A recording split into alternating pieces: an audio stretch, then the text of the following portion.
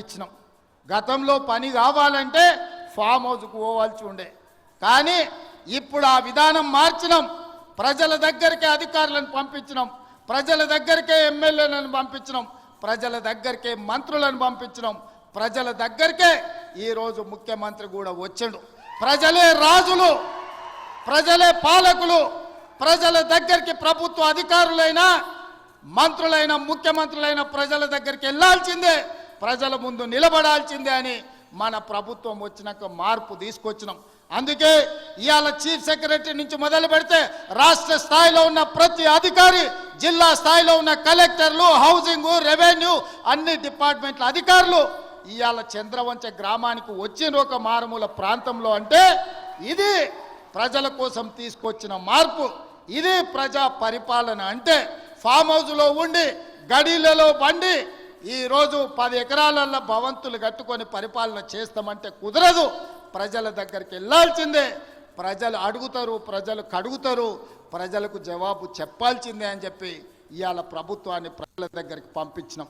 అందుకే రాష్ట్రంలో ఉండే అధికారులు మొత్తం ఇవాళ కొడంగల్ శాసనసభ నియోజకవర్గం చంద్రవంచ గ్రామానికి వచ్చిందంటే ఇది ప్రజా పరిపాలన అంటే ప్రజల దగ్గరకు వచ్చి ప్రజల చేత ప్రజా సమస్యల్ని పరిష్కరించి ప్రజల చేత విజ్ఞప్తులు తీసుకొని పరిష్కరించడానికి అధికారులను ఈరోజు పంపించినాం.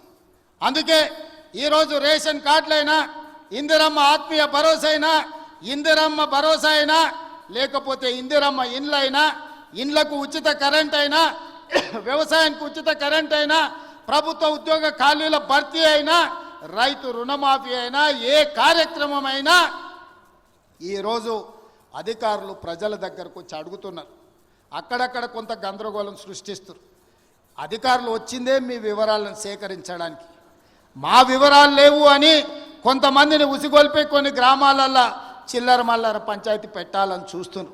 నేను ఒకటే విజ్ఞప్తి చేస్తున్న, తెలంగాణ రాష్ట్రంలో ఉండే దాదాపుగా 12,000 పైన గ్రామ పంచాయతీలలో జరిగిన గ్రామ సభలలో పాల్గొన్న వాళ్ళకు అధికారులే మీ దగ్గరకు వచ్చింది. అధికారులు మీ వివరాలు రాసుకుంటారు. అధికారులు మీ వివరాలు తీసుకొని మీ సమస్యల్ని పరిష్కరించడానికి వచ్చినప్పుడు మీరు ఆ అధికారులకు పూర్తి స్థాయిలో వివరాలు ఇవ్వండి. మీ వివరాలను అన్నిటినీ కంప్యూటర్లో క్రోడీకరించి మీకు అందరికీ సంక్షేమ పథకాలు అమలు చేసే బాధ్యత ఈ ప్రభుత్వం తీసుకుంటుంది. ప్రజలకు జవాబుదారీతనంగా మేము ఉంటాం. ప్రజలు అడిగే ప్రశ్నలకు సమాధానం చెప్తాం, ప్రజలకు సంక్షేమ పథకాలను అమలు చేస్తాం. ఇది రాష్ట్రం నలుమూలలా మీరు గుర్తు పెట్టుకోండి. చెప్పింది చేసి చూపించే పార్టీ ప్రభుత్వం మనది. తెలంగాణ ఇస్తామన్నాం, తెలంగాణ ఇచ్చినాం.